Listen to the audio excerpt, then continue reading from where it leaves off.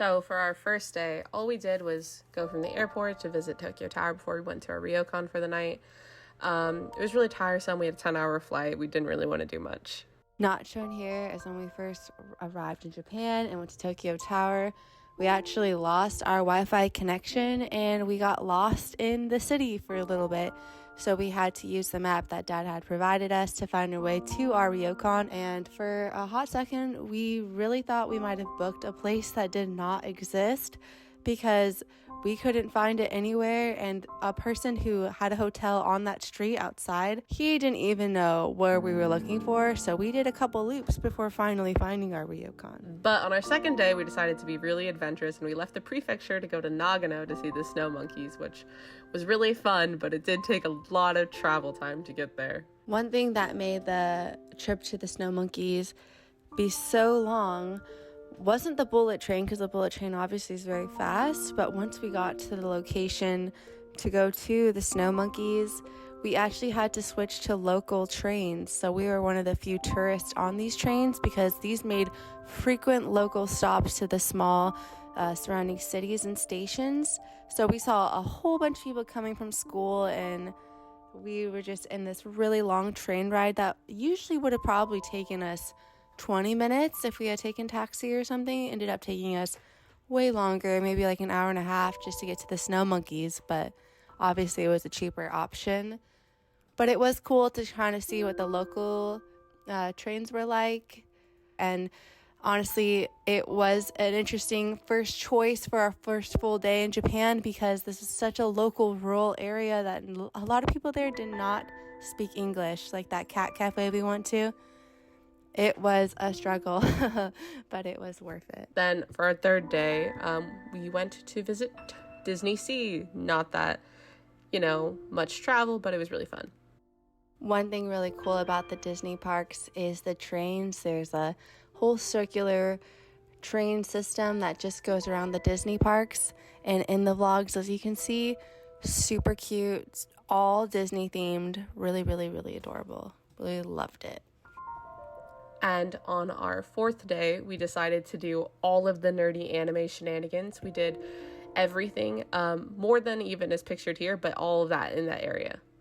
Now, this is one of the days that we woke up a little bit too early for our adventures, and we ended up in Sunshine City to start our day, this mall area, way too early. We actually ended up being there maybe an hour and a half before all the stores actually opened.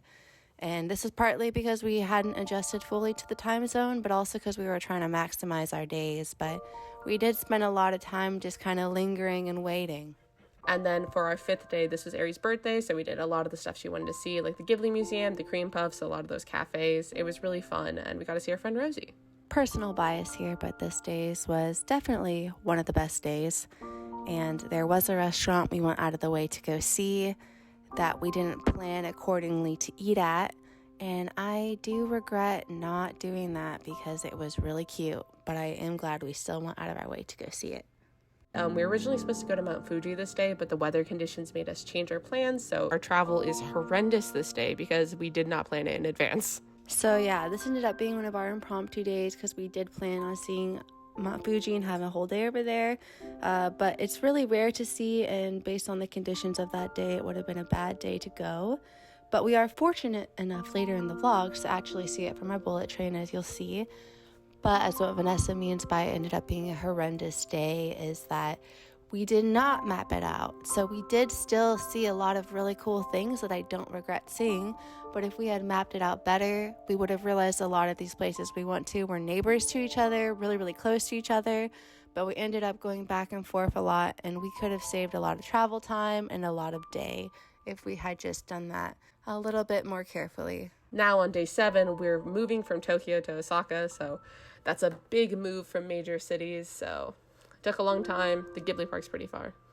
Now, this is one of our first really long bullet train, really, really long days going through Japan, and it looks like, they didn't do anything, but when I tell you the bullet trains are fast and we still maximized our time, when we got to Ghibli Park, it was probably noon, about 12 o'clock, and we got to stay there for maybe 5 hours, 6 hours, and then went on our way to downtown Bori and still was able to enjoy the nightlife and get some food there. So even though it looks like a lot of travel time and a lot of distance, we were still able to maximize that day to its fullest.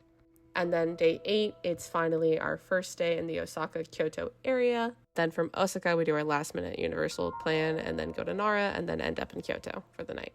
Now, this day, we added the Universal Studios very last minute. We actually were just originally planning on going over to Nara Park and being there for a while and then going to Kyoto and doing a full half day in Kyoto. But we decided, no, we want to see Universal Studios. So we added Universal Studios and made it a half day. And we woke up very early to get there. And even still being there an hour before the park opened, we waited in a really long line.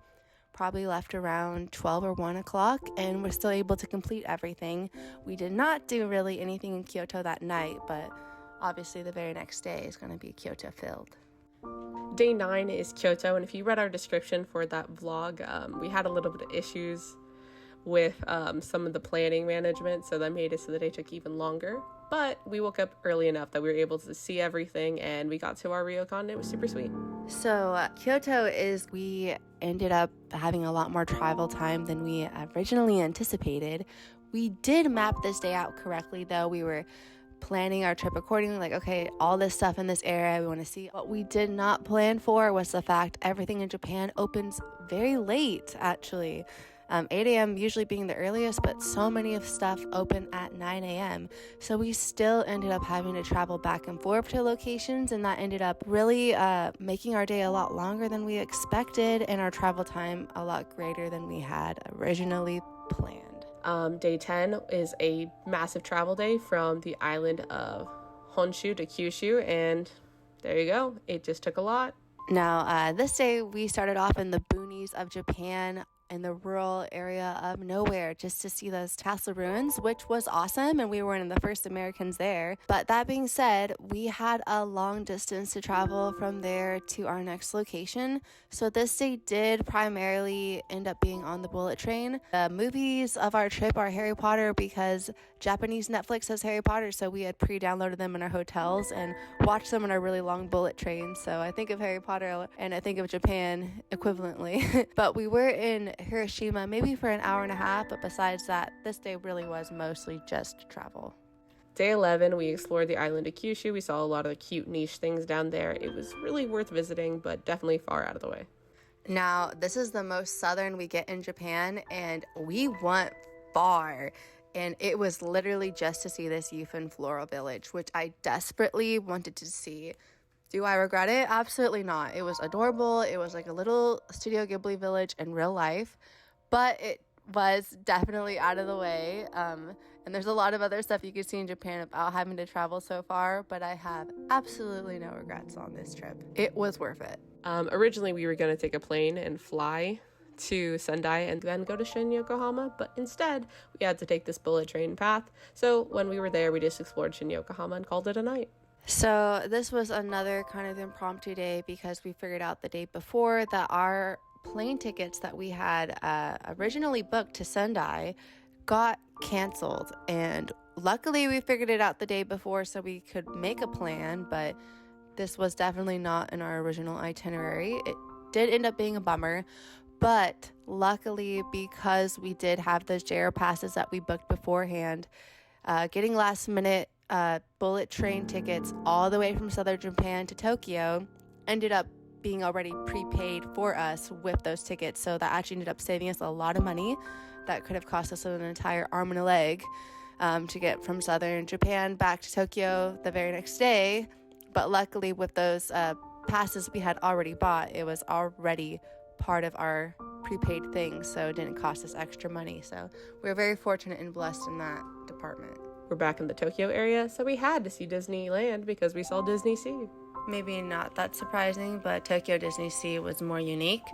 But even with that being said, Tokyo Disneyland had some cool stuff to see, and I'm just really glad that the day we went to Disney Sea was really empty with the more unique stuff, and the day we went to Disneyland was horrendously busy, but at least we still got to see the unique stuff we don't have in the States. In our last day here, we went to visit Megami Bible Church, see our friend Rosie again, and then we headed off for the airport to then take another 10-hour flight. This day was our last day in Japan, and we did have a lot of free time before our flight, but that being said, we didn't want to risk being late, obviously, for our international flight. So we were debating a lot on what to do this day and going back and forth. One of our original plans was actually to go to the Gundam and see that, because we realized it was still open and we could have still seen it. But it just so happens that it would have taken a 3-hour detour, and we just didn't want to risk it considering we had a flight that day. So it was a Sunday, so we're like, okay, well, let's go over to Megamine Bible Church and see our missionary friend Rosie one last time and maybe catch a service. It just so happens that day, funny enough, decided to have a 2 p.m. service instead of 11 a.m.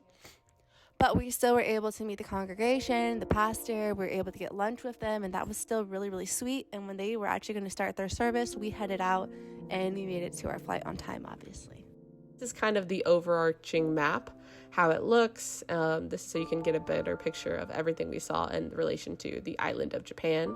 This is a little bit more zoomed in. There's a link to the Google My Maps so you can see it more closely and interactively if you would like in the description. And that's the recap of our trip.